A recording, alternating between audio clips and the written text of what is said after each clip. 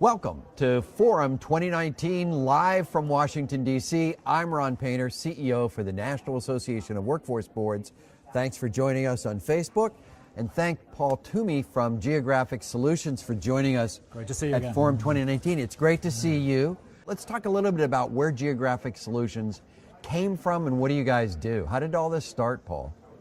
We started, if you can believe it now, 27 years ago, actually. Wow. And I started in my one-bedroom apartment in St. Pete as a computer programmer. And the first thing we did was a labor market information system for the state of North Carolina that long ago. So it's kind of grown organically since then.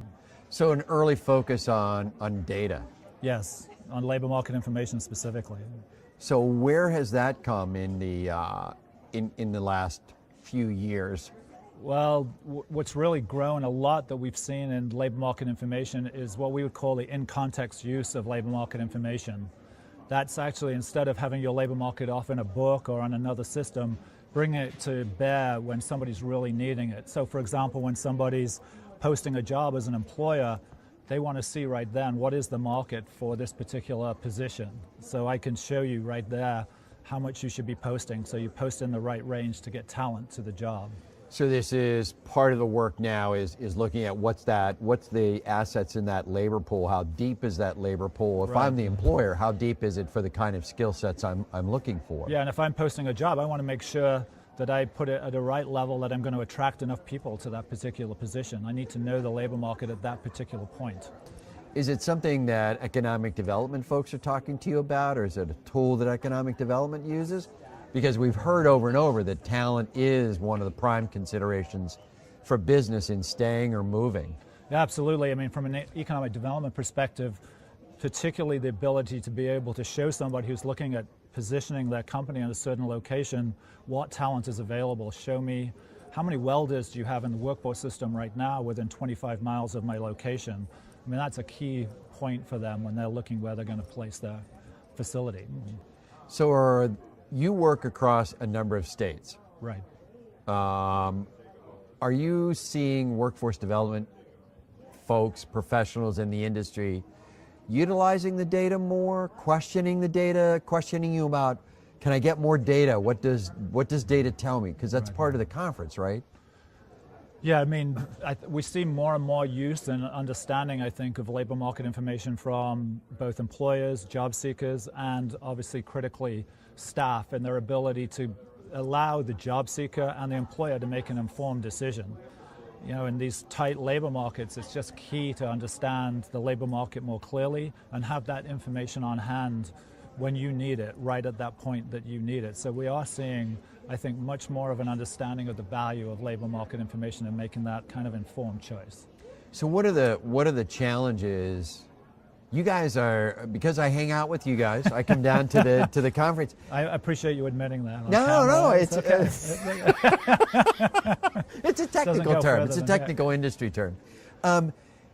You guys are pretty innovative. You guys are always looking for what's the next piece of what we're doing. What do you see as the next challenge? What are you guys working on? I think the biggest challenge, and I think that's no surprise right now, is the need really to integrate all of the workforce programs so that we have a true no wrong door when somebody's coming for services, that they don't have to look at one site for adult ed, another site for voc rehab, another site for workforce. So that's a big emphasis for us right now, is how can we bring that all together? Because someone's just looking for help, they're looking for a job, they're looking for benefits.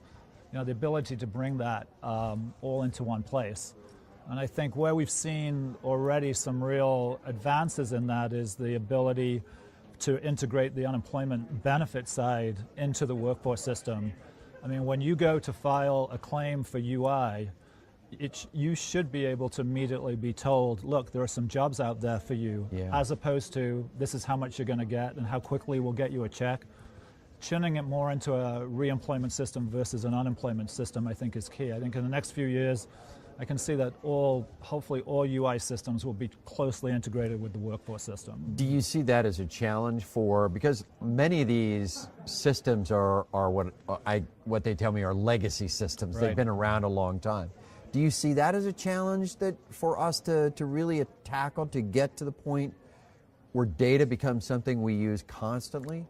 It's enormous challenge in the UI world because I think the average age of a UI benefit system is still like 30 years old. You're talking old mainframes that have had to be, coerced to work for the different federal regulations as they change.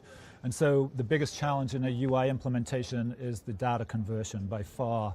You're taking all this very flat old mainframe data and trying to bring it into the new system, sometimes from multiple systems, bringing them together.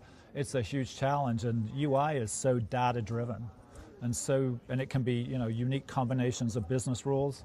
I mean, that is a huge challenge to do that. That's the biggest hurdle in modernizing a UI system is the data conversion. So it's you said you got into this doing some data programming. This is still exciting work. This is still big challenges ahead. There's no shortage of challenges. It's exciting work. Challenges is one thing we don't have to worry about as we move forward here. But like I said, I think it's a big challenge, but the reward to be able to pull everything together, I think we're starting to see some huge benefits. As I said, on the re-employment side in states like Nebraska, we've seen the state save, I think 20 million a year, the governor said in his State of the State speech that he saved by being able to put people off of UI roles quicker and save that money. So it's huge benefits. That's big money. Benefits for the state, benefits for the employer, and benefits for the job seeker. Well, Paul Toomey, Geographic Solutions, I want to thank you for joining us at NAWB. You've been a great partner. I also want to thank you for spending some time with us today. Thank you. I think this is my 20th. Oh my gosh, Yeah, really? I think so. Holy cow. And we do have to sport the Geographic Solutions socks. You look good. I like them. They look good. Paul, thanks. Thanks, Ron.